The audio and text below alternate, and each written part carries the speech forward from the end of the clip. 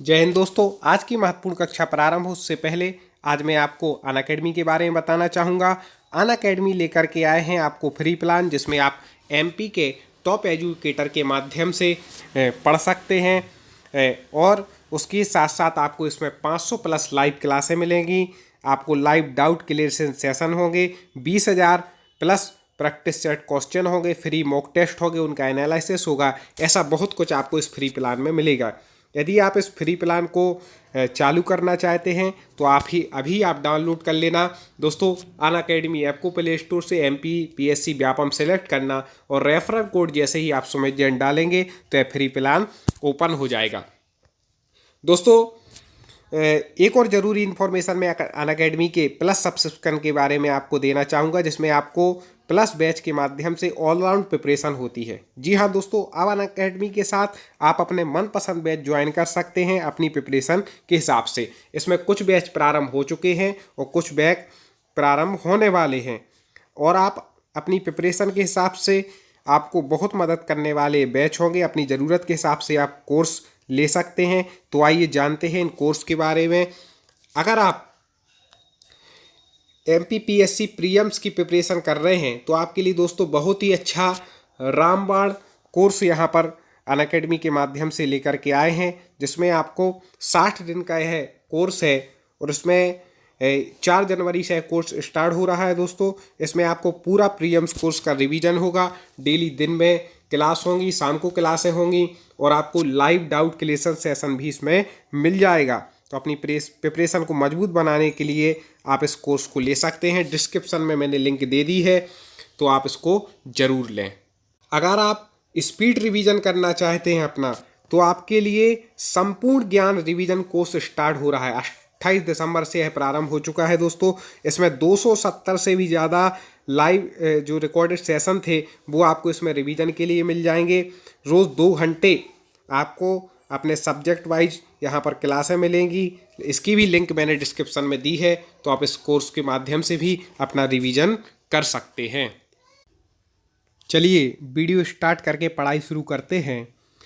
पिछले वीडियो में हम 170 प्रश्न तक चर्चा कर चुके थे। आगे आपको बता दें, चलिए कमेंट बॉक्स खोल लीजिए, उत्तर देने के लिए तैयार हो जाइए। का गा जा फा ध्वनियाँ किसकी हैं?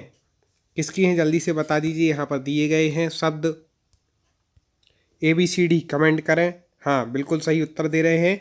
अरबी और फारसी की। किसकी है? अरबी और फारसी की। बहुत महत्वपूर्ण प्रश्न है दोस्तों, वीडियो को पूरा देखना। चैनल को तो सब्सक्राइब कर ही लिया होगा। हिंदी में मूलतः वर्णों की संख्या कितनी है? कई बार आ चुका है, 52 है। बिल्कुल आप क्लियर रखें इसको। आगे देखें, महत्वपूर्ण प्रश्न है, छा ध्वनि किसके अंतर्गत आती है? छा ध्वनि किसके अंतर्गत आती है? तो आपको बता दें कि छा जो वर्ण है, छा से संबंधित 2 प्रश्न आते हैं। एक छा ध्वनि किसके अंतर्गत आती है और एक छा किससे मिलकर के बना है, क्योंकि एक ऐसा है संयुक्त वर्ण है। तो किन 2 वर्णों से मिलकर के छा बना है, कमेंट में बता दीजिए।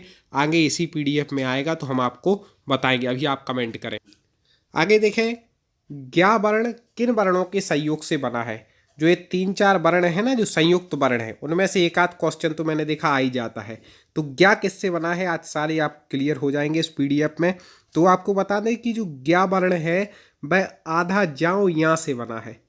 याद रखिएगा, जा आधा है या पूरा है, इससे मिलकर के क्या बना है? ज्ञा। अपन ज्ञा भली बोलते, शुद्ध उच्चारण है ज्ञा। जैसे हम लोग संस्कृत में जब बोलते हैं तो ज्ञानी नहीं बोलते, क्या बोलते? ज्ञानी। ये शुद्ध उच्चारण ज्ञा है, क्योंकि आधा जाओ यहाँ से मिलकर के बना है, तो याद रखिएगा। आगे के लिए आगे देखें, अघोष वर्ण कौन सा है? 4 वर्ण यहाँ पर दिए हैं, इसमें अघोष बताना है। तो इसका उत्तर जो है वह हो जाएगा सा। सा कैसा है? अघोष वर्ण है। चलिए स्पीड थोड़ी बढ़ाते हैं।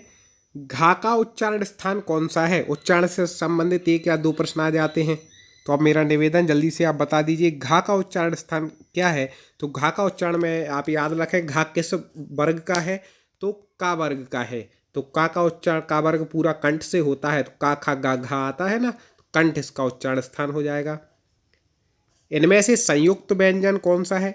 संयुक्त व्यंजन जल्दी से बता दें, अभी बताया था कि संयुक्त व्यंजन ज्ञा। ठीक है, आगे देखें, निम्नलिखित में से कौन सा वर्ण उच्चारण की दृष्टि से दंत नहीं है, मतलब जिसका उच्चारण स्थान दंत ना हो, तो कौन सा नहीं है? तो आपको बता दें ता वर्ग तो पूरा ही दंत है, और ता वर्ग के अंतर ही ना आता है ता था दादा, दा भी आता है, तो तीन तो ये हो ही नहीं सकते क्योंकि ता वर्ग के अंतर्गत हैं।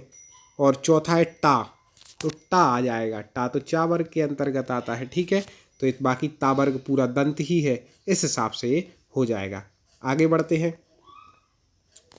दोस्तों, वीडियो को लाइक करना, और पिछले वीडियो आपने ना देखे हों तो यूट्यूब पर हमारे यूट्यूब चैनल टॉप 50 स्टडी को सर्च करके प्ले लिस्ट में जा कर के हिंदी व्याकरण के जो 1000 प्रश्नों की वीडियो लिस्ट है उसमें जा कर के आप देख सकते हैं।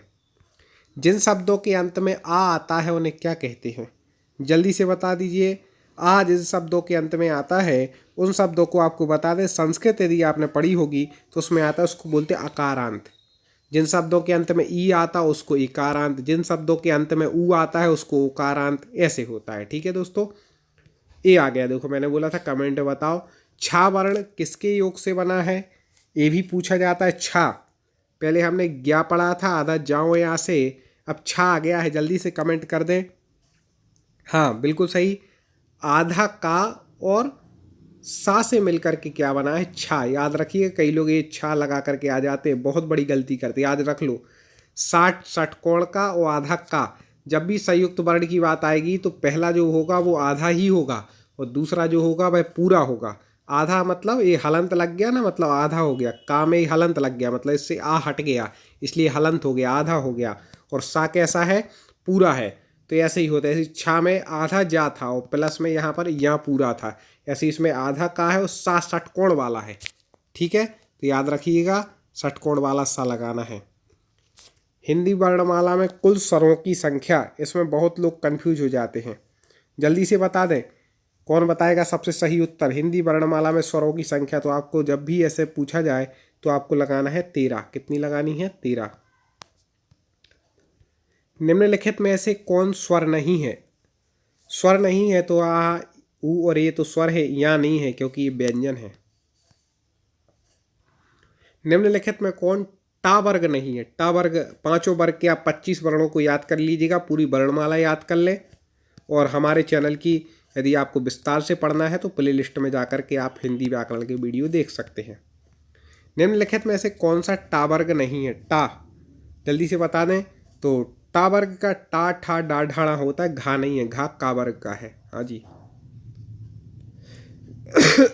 आगे, हिंदी वर्णमाला में व्यंजनों की संख्या, अभी स्वरों की संख्या पूछी गई थी, आज वर्णमाला उससे संबंधित, उच्चारण से संबंधित जो भी प्रश्न होंगे सारे आज के दिन हो जाएंगे, आपके 2 से 3 नंबर पक्के हो जाएंगे इस वीडियो में। हाँ, तो हिंदी वर्णमाला में व्यंजनों की संख्या कितनी है? बिल्कुल सही उत्तर दे रहे हैं, 33। कैसे है 33? कई लोग पूछे तो आपको बता दें कि 25 तो स्पर्शी व्यंजन हो जाते, का से लेकर के माँ तक का चट तक। ठीक है, 4 हो जाते अंतस्थ हो जाते, यारा लावा, और सासा साहा ऊष्म हो जाते हैं 4, तो ऐसे 33 हो जाते, 25 4 29 और 4 33। ठीक है, निम्नलिखित में से कौन सा पश्च स्वर है? पश्च स्वर से संबंधित भी कई बार ये पूछा गया है प्रश्न और लोग गड़बड़ करके आ जाते हैं। पश्च स्वर बताना है तो आ कैसा है? पश्च। आगे, निम्नलिखित में से कौन सा अयोगवाह है? अयोगवाह, तो आपको बता दें कि जो अयोगवाह होता है, हमने बताया था कि अमहा होता है तो उसको कहेंगे विसर्ग। ठीक है, छा ध्वनि का उच्चारण स्थान है। छा, छा किस वर्ग की है? चा वर्ग की, और चा वर्ग पूरा बोला जाता है तालब्य से। ठीक है, हाँ जल्दी से। निम्नलिखित में से कौन सा एक संयुक्त नहीं है? छा है, सा, त्रा, या फिर चौथा ऑप्शन है ज्ञा। तो ज्ञा तो है ही, अपन पढ़ ही चुके हैं। त्रा भी है, सा नहीं है षटकोण वाला। त्रा किससे बनता है? आप कहेंगे ये तो आए ही नहीं, तो आधा ता और रा से मिलकर के बनता है त्रा। छा का पहले ही बता ही दिया था कि आधा का और सा से मिलकर के बनता है छा। और ज्ञा का भी आपको बता चुके हैं कि आधा जा और या से मिलकर के बनता है ज्ञा। बिल्कुल परफेक्ट याद कर लीजिएगा। तालब व्यंजन है, तालब जल्दी से बता दें, जिनका उच्चारण स्थान तालु है, तो पूरा चा वर्ग तालब है, चा छा जा झा। ठीक है, पहले ही बता चुके हैं। अभी बताया था यारा लावा किस वर्ग के व्यंजन हैं, तो आपको बताया था 4 अंतस्थ वर्ण है ये। ठीक है। अनुनासिक का संबंध होता है, अनुनासिक का संबंध किससे होता है? ठीक है, तो इस शब्द में ही उत्तर छुपा रहता है कई बार। नासिक, यहाँ पर क्या बोल रहे हैं? नासिक मतलब नाक, अनुनासिक तो मतलब नाक और मुंह दोनों से। ठीक है, नाक से और मुंह से, जिनका उच्चारण स्थान नाक और मुंह दोनों हो वो कहलाते हैं अनुनासिक। प्रत्येक वर्ग का जो पंचम वर्ण होता है, जिसको हम शॉर्ट में यम गणनम बोल देते, क्या बोल देते थे? यम गणनम। ठीक है, ये हम बोलते थे, तो यम गणनम ऐसे हमने याद कर लिए। मतलब प्रत्येक वर्ग का पंचम वर्ण, जैसे का वर्ग का का खा गा कहेंगा, चा वर्ग का चा छा जा यहाँ, टा वर्ग का टा ठा डा ढा णा, ऐसा हो गया 5 बार। तो ये प्रत्येक वर्ग का पंचम वर्ण अनुनासिक होता है, नाक और मुंह इसका उच्चारण स्थान है। और अनुनासिक व्यंजन कौन से होते हैं? लो, हम देख ही नहीं पाए, सही में आ गया, प्रत्येक वर्ग का पंचम अक्षर। इसका उत्तर पहले ही बता दिया। क्योंकि दोस्तों हमें पता है कि क्वेश्चन कहाँ से बन सकता है। हिंदी वर्णमाला में स्वरों की संख्या कितनी है? गला लगभग अब ठीक होने की ओर है, बस बिल्कुल होने वाला है, फिर और अच्छे फटाफट क्वेश्चन लाएंगे। तो जल्दी बता दें, हिंदी वर्णमाला में स्वरों की संख्या 11 है। अब आप पूछे सर अभी तो 13 बताई थी, अब 11 आ गई, तो हमने बताया था ना कि कन्फ्यूजन होता है। अब आपको देखना है कि पेपर में 13 ऑप्शन दिया है, 11 दिया। देखो आ ई ऊ री, ठीक है, फिर लिरी भी, री तक तो जोड़ ही लेते, कई बार लिरी जोड़ लेते, फिर ए आऊ ओ आऊ अमहा, कई बार अमहा को लेते हैं तो 13 हो जाते, नहीं लेते तो 11 हो जाते। ऑप्शन में 11 दिया है, 13 नहीं दिया तो 11 लगाना, 13 दिया है तो फिर आप 13 ही लगा के आना, फिर 11 मत लगाना। ठीक है, ना दिया हो 13 तो आपको 11 लगाना है।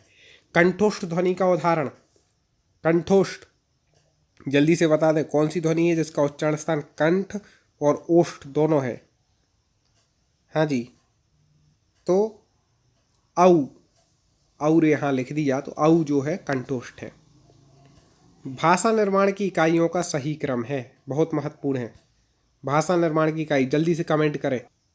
हाँ, देखते हैं कौन पहले उत्तर देता है। हाँ देखिए, सबसे पहले होती है ध्वनि, मतलब वर्ण, वर्ण से बनते हैं शब्द, शब्द से बनते हैं पद और पद से बनते हैं वाक्य। तो डी उत्तर याद हो जाएगा, ध्वनि, शब्द, पद और वाक्य। ठीक है, अगला एक और महत्वपूर्ण हो गया, देख लें, जिसको महत्वपूर्ण बोले उसको रट लीजिएगा यहीं।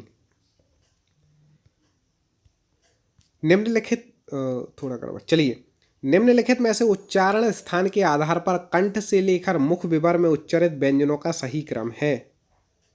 सबसे पहले क्या आते हैं, अब आपको बताना है, कचट तप है, मान लो का चा ट त प, 5 ही होते हैं। कचट तप तो पता ही होगा, का वर्ग चा वर्ग आदि। तो अब इनका आप सही क्रम, इसमें का वर्ग होता है जैसे कंठ, ठीक है, फिर चा वर्ग होता है तालु, फिर टा वर्ग होता है, ठीक है, कंठ तालु, फिर होता है मूर्धा, ये वत्स लिख गया मूर्धा के लिए, ठीक है। फिर इसके बाद हो जाता है का चा टा, ता वर्ग होता है दंत का, और पा वर्ग होता है ओष्ठ का। इस प्रकार से कचट तप जो है वह कंठ तालु मूर्धा दंत और ओष्ठ, इस प्रकार से आप, पहला उत्तर इसका सही हो जाएगा। प्रयत्न के आधार पर ला किस प्रकार की ध्वनि है? कई बार पूछा गया ला ध्वनि से संबंधित प्रश्न, तो आपको बता दें कि ला जो ध्वनि है वह पार्श्विक ध्वनि है। कैसी है? पार्श्विक। निम्नलिखित में से शुद्ध वर्तनी का चयन कीजिए। शुद्ध वर्तनी से संबंधित प्रश्न है, देखें, दो तरुण, तरुण ये लिखा है, तरुण तरुण, तरुण तो होता नहीं है, तरुण होता है, छोटे ऊ की मात्रा होती है, इसलिए ये ठीक हो जाएगा। एक और है, शुद्ध वर्तनी का चयन करना है। कुमुदनी कैसे लिखा जाता है? सबसे पहले शुद्ध वर्तनी में आपको शुद्ध उच्चारण आना चाहिए। पूरी व्याकरण कंप्लीट हो जाएगी आपके सिलेबस में, जो जो है चिंता मत करना। आप हमारे चैनल से जुड़े रहें, टॉप 50 स्टडी को सब्सक्राइब कर लें और इस वीडियो को भी लाइक कर दें। तो आपको बता दें, कुमुदनी, हम देखो क्या बोले, कुमुदनी, कुमुदनी, तो कुमुदिनी, कुमुदिनी, कुमुदिनी, कुमुदनी, इस प्रकार से हो जाएगा कुमुदिनी। ठीक है, सी उत्तर ठीक हो जाएगा। निम्नलिखित में से शुद्ध वर्तनी का चयन कीजिए। शुद्ध वर्तनी आपको बतानी है कौन सी है। अब देखें, अपन क्या बोलते हैं, परिणति बोलते हैं। परिणति आप क्या बोलते हैं? जब परिणति की बात आती है तो उसको क्या बोलते हैं? परिणति। दोस्तों वीडियो को अभी तक लाइक ना किया हो तो लाइक करें। ऐसे प्रश्न हम और भी आप तक लेकर के आएंगे और आपकी पूरी हिंदी व्याकरण की जिस भी प्रतियोगी परीक्षा की आप तैयारी कर रहे हैं उसके लिए पूरी तैयारी यहाँ पर कराई जाएगी। अगर आप कहते हैं कि सर मैं तो ऑलरेडी रिवीजन स्टार्ट कर रहा हूँ, तो आपके लिए संकल्प बैच यहाँ पर लेकर के आया है जो कि 28 दिसंबर से प्रारंभ हो गया है। यहाँ आपको 2 घंटे का daily live doubt clear session रहेगा। तो अब आप अपने डाउट अपने पास तक ना रखें, यहाँ पर क्लियर करें, आज ही सब्सक्राइब करें, लिंक हमने डिस्क्रिप्शन में दी है। अगर दोस्तों आप MPPSC की तैयारी स्टार्ट करने की सोच रहे हैं तो मैं आपके लिए रिकमेंड करूँगा मेगा फाउंडेशन कोर्स। दोस्तों इस कोर्स के माध्यम से आपको बहुत अच्छे तरीके से daily live class top faculty के माध्यम से मिलेगी, PDF नोट्स मिलेंगे, वीकली मेगा क्विज यहाँ पर होगी। तो बहुत कुछ आपको इस प्रीलिम्स की तैयारी में मिलेगा और मार्च तक यह कोर्स पूरा हो जाएगा प्रीलिम्स का, ये भी आपको विशेष बता दें। तो आप ज़रूर इस कोर्स से जुड़ जाएं। जिन लोगों ने प्रीलिम्स कर लिया है, निकाल लिया है, उनके लिए बहुत बहुत मेरी ओर से बधाई।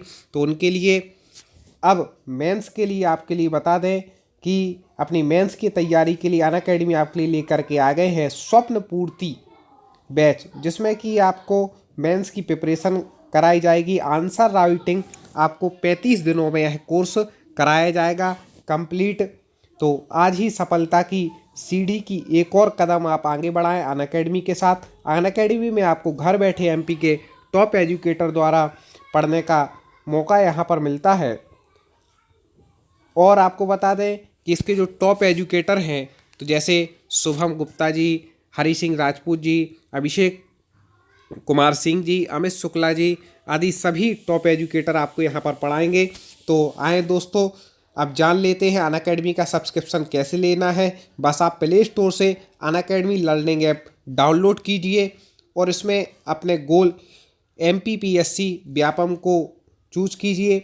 इसके बाद आपको प्लस कोर्स में जाकर के, ठीक है, गेट सब्सक्रिप्शन पर क्लिक कीजिए। जैसे ही आप गेट सब्सक्रिप्शन पर क्लिक करेंगे तो अनअकैडमी के बैच आपको मिल जाएंगे 1 मंथ 3 मंथ जितना भी आपको चाहिए। जैसे 1 मंथ का है 1440 रुपये का, ऐसे अलग अलग रेट है। जो आपको जैसी तैयारी करनी हो, जितने समय में आप तैयारी कर चुके तो आप अपना कोर्स लें। और यदि आप चाहते हैं कि इस कोर्स में आपको 10% डिस्काउंट भी मिल जाए तो उसके लिए आप हमारे चैनल से चूँकि देख रहे हैं इसलिए आप सुमित जैन रेफरल कोड डालेंगे तो आपको 10% का डिस्काउंट मिल जाएगा। तो दोस्तों देर किस बात की, आज ही डाउनलोड कीजिए अनअकैडमी लर्निंग ऐप और MPPSC व्यापम एग्जाम को क्रैक करने के लिए रेडी हो जाइए। जय हिंद।